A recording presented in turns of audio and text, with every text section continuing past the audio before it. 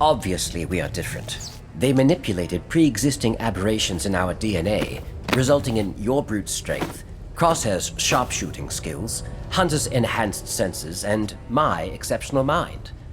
My guess is we are immune to the effects of the programming, though I can't be 100% certain of it. Hi, I'm Dom Griffin, I'm a film critic, and you're watching the Armchair Auteur.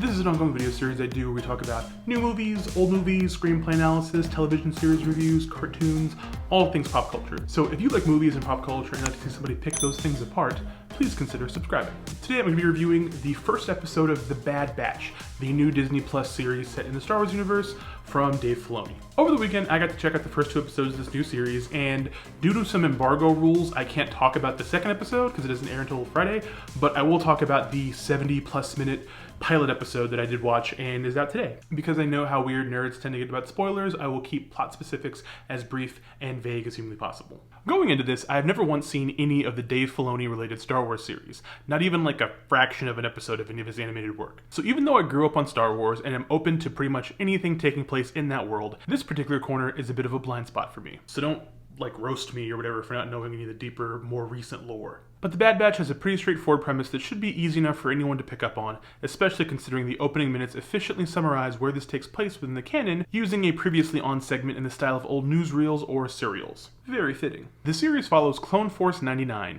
an elite squad of clone soldiers, each with genetic aberrations that make them stand out from the rest of the future stormtroopers. The series begins right at the end of the Clone Wars, so roughly in the middle of the end of Revenge of the Sith, when the Republic transforms into the Empire and everything changed. The Bad Batch, as Clone Force 99 is sometimes known, is made up of 5 troops. Hunter, the leader, Wrecker, the muscle, Tech, the brain, Echo, a reg who is with them because his cybernetic implants basically make him not a reg anymore, and Crosshair, an expert marksman with a mean streak who fills sort of a lancer role as the guy always sniping at the leader. Without getting into too many potentially ruinous details for the diehards, the show picks up right around the execution of Order 66, the systematic slaughter of the Jedi at the hands of the clone army, and tasks our ragtag group of specialists with deciding which side of the new divide they're going to fall on.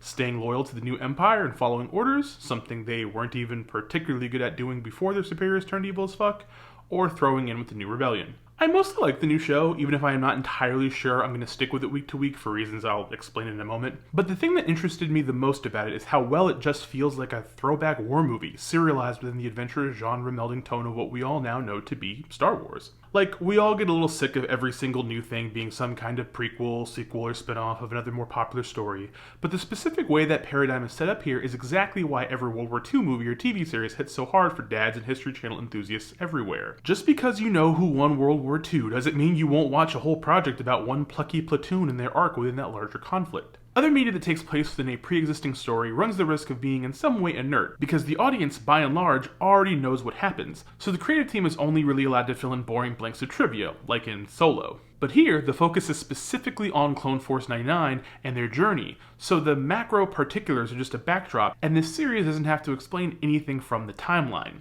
I'm sure as the series progresses, it'll indulge in more of the fan service and cameo shit that plagued the last season of The Mandalorian, but for now, strictly from the view of this 70+ minute pilot episode, it feels like a pretty slick and entertaining little action show that genuinely wrestles, in its own family-friendly way, with the haunting specter of fascism, as all good Star Wars stories should. They do some really cool stuff with showing the batches being outliers amid a crowd of identical cogs, each falling in line and following orders no matter how grisly those orders become. And even though this is 100% a cartoon about sorcerers with space lasers and genetically engineered soldiers, the first episode tackles headier themes without reducing them to the point of hilarity. Like, okay, it's definitely a show that has 5 guys, all voiced by D. Bradley Baker, acting like G.I. Joe characters, but it also is just about the best possible execution of that description I can imagine. And if I thought the show was going to continue to hew closer to this slightly darker but still PG-rated vibe, I'd probably tune in week to week. I need a new empty head, no thought show to watch until Loki or whatever debuts. But there's this other character, Omega, who is a mysterious young girl who takes a liking to the Batch, whose origins I will not delve into here,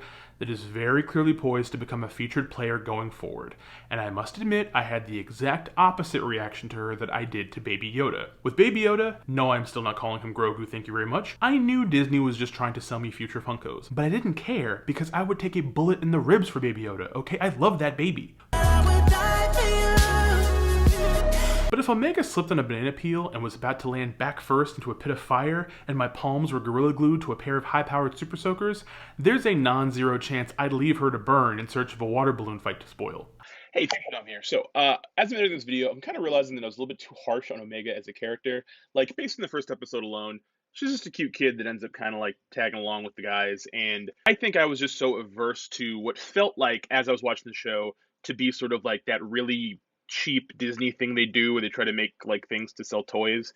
And even though obviously I'm completely not immune to it when it comes to Baby Yoda, I just thought Omega felt like a cheap character. But I thought about it more as I'm editing the video and stuff, and I'm realizing that the character has more interesting implications that are probably going to make more sense as the show progresses and like could actually be really good.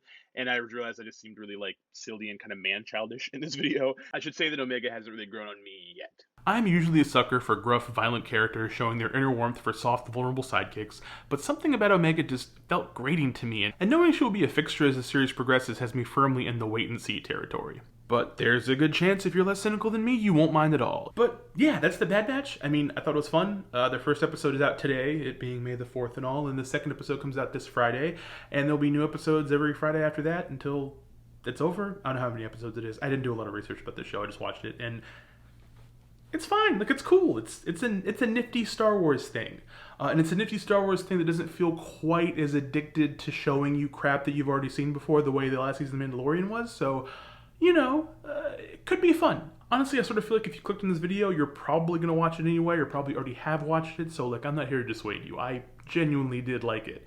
I just don't think I liked it enough to, like, stick with it. You know what I mean? Like, it didn't fully grab me. And even though I've already seen the second episode that I can't talk about yet, I just don't think I'm hooked yet. And I'm not sure I ever will be. But yeah, those are my thoughts. If you like this video, please give it a thumbs up. It helps me more than you know. If you have not subscribed, please subscribe. Hit the little bell icon so you get notifications when I put out new videos. That also helps me. And if you have thoughts or comments, please share them in the comments below with me. I like talking to you guys, and that also helps. As always, I thank you guys so much for watching this channel and supporting these videos and sharing them with your friends and all the cool stuff that you all do. It's pretty awesome.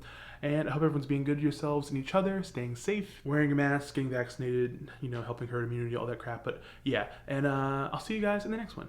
Bye.